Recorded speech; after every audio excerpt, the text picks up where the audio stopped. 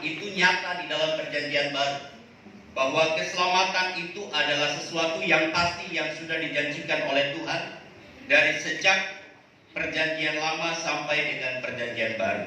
Maka dari tema yang diberikan kepada saya oleh panitia, ayat bacaan kita pada hari ini adalah di dalam Yohanes pasal 10 ayat 27 sampai 28. Injil Yohanes pasal 10 ayat 27 sampai 28, firman Tuhan berkata, "Domba-dombaku mendengarkan suaraku, dan aku mengenal mereka, dan mereka mengikuti aku.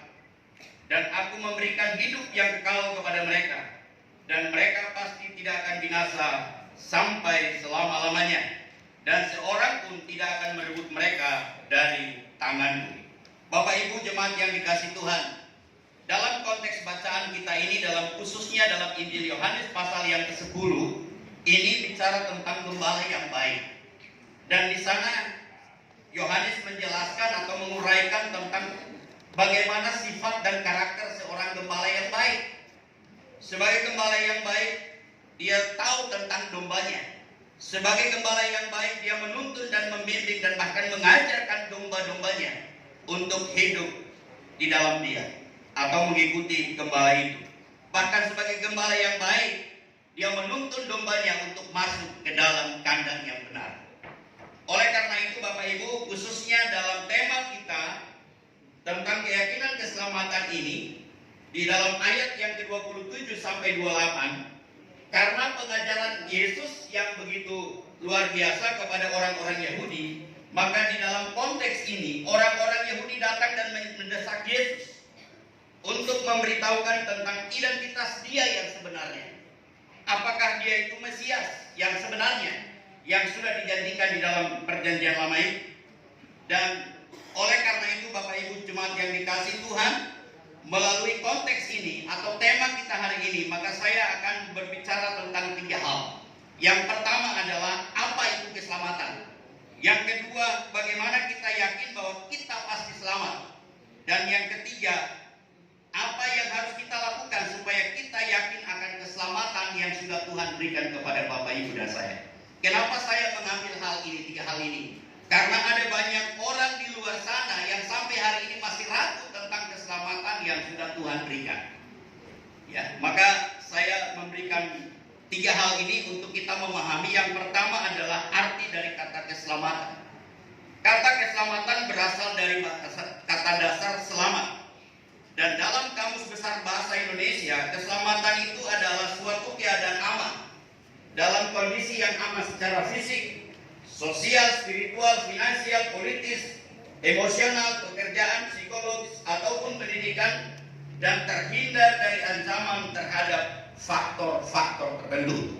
Sedangkan keselamatan berdasarkan Alkitab adalah dikatakan dalam Efesus pasal yang kedua ayat 8 sampai 9, di sana mengatakan bahwa karena kasih karunia seseorang diselamatkan oleh imannya melalui Yesus Kristus.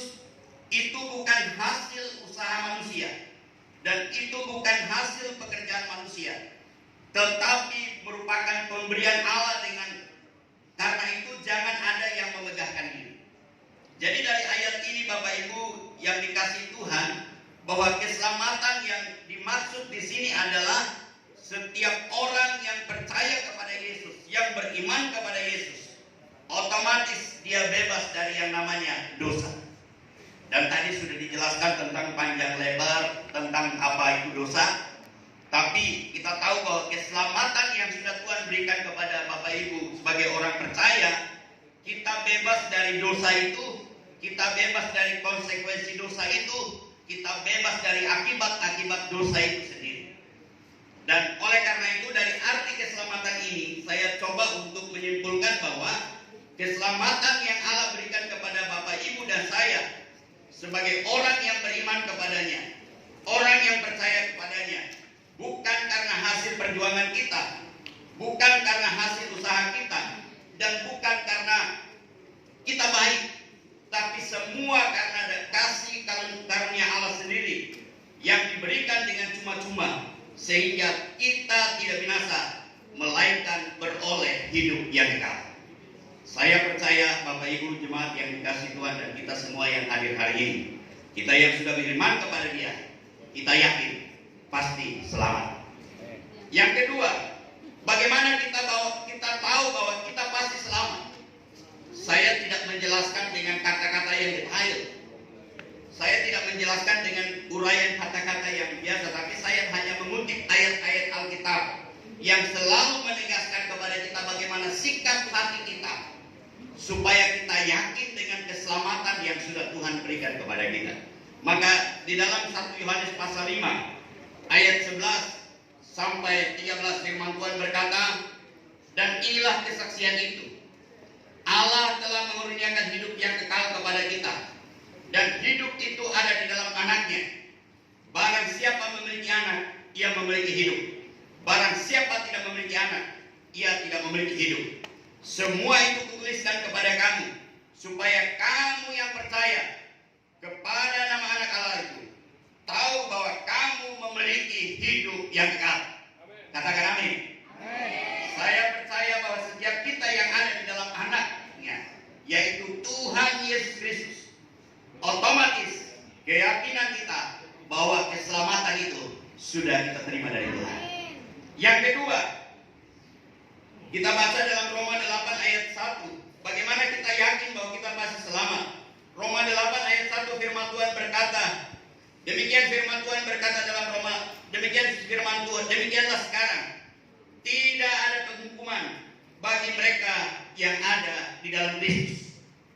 Jadi dari ayat ini Bapak Ibu yang dikasihi Tuhan sangat jelas bahwa kita semua yang sudah ada di dalam Kristus Yesus, otomatis saudara dan saya bebas dari segala hukum dosa. Bapak Ibu, hukum dosa itu apa saja? Kalau dalam tuntutan hukum Taurat, setiap orang berdosa tanggung jawabnya harus mati. Setiap orang berdosa tanggung jawabnya adalah harus binasa. Itu dalam tuntutan hukum Taurat. Tetapi karena kasih karunia dari Allah yang diberikan dengan cuma-cuma kepada Bapak Ibu dan saya, maka kita dibebaskan dari tuntutan hukum Taurat tadi, dan kita menjadi anak-anak Allah yang sudah diuraikan oleh hamba-hamba Tuhan sebelumnya. Nah, oleh karena itu Bapak Ibu Saudara, begitu pun firman Tuhan berkata, yang ketiga, bagaimana supaya kita yakin bahwa keselamatan itu sudah pasti dalam hidup kita. Seperti dikatakan dalam Titus 3 ayat 5 sampai 7. Firman Tuhan berkata, pada waktu itu Dia telah menyelamatkan kita, bukan karena perbuatan baik yang telah kita lakukan, tetapi karena rahmat-Nya oleh permandian kelahiran kembali dan oleh pembaharuan yang dikerjakan oleh Roh Kudus, yaitu yang sudah dilimpahkannya kepada kita oleh Yesus Kristus Juru Selamat kita, supaya kita sebagai orang-orang yang dibenarkan oleh kasih karunia-Nya berhak menerima hidup yang kekal sesuai dengan pengharapan kita. Firman Tuhan sangat jelas bahwa setiap orang yang percaya kepada Tuhan, bahwa Yesus telah mati, telah bangkit, sudah menanggung, sudah menebus setiap kesalahan-kesalahan kita dan dosa-dosa kita, maka kita yang menerimanya, kita yang percaya kepadanya, otomatis kita pasti menerima hidup kekal yang sudah dijanjikan oleh Tuhan Yesus kepada Bapak Ibu dan saya. Lalu poin yang ketiga, apa yang harus kita lakukan supaya kita tetap yakin dengan keselamatan kita? Ini yang penting. Kenapa saya harus menguraikan seperti ini?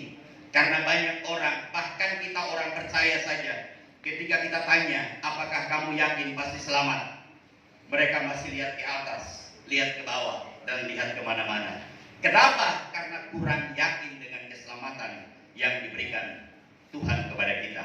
Maka sebagai ayat firman Tuhan yang mendukung kita supaya kita tetap lakukan keselamatan yang sudah Tuhan berikan kepada kita adalah dalam Yohanes 3 ayat 36. Barang siapa percaya kepada anak, ia beroleh hidup yang kekal.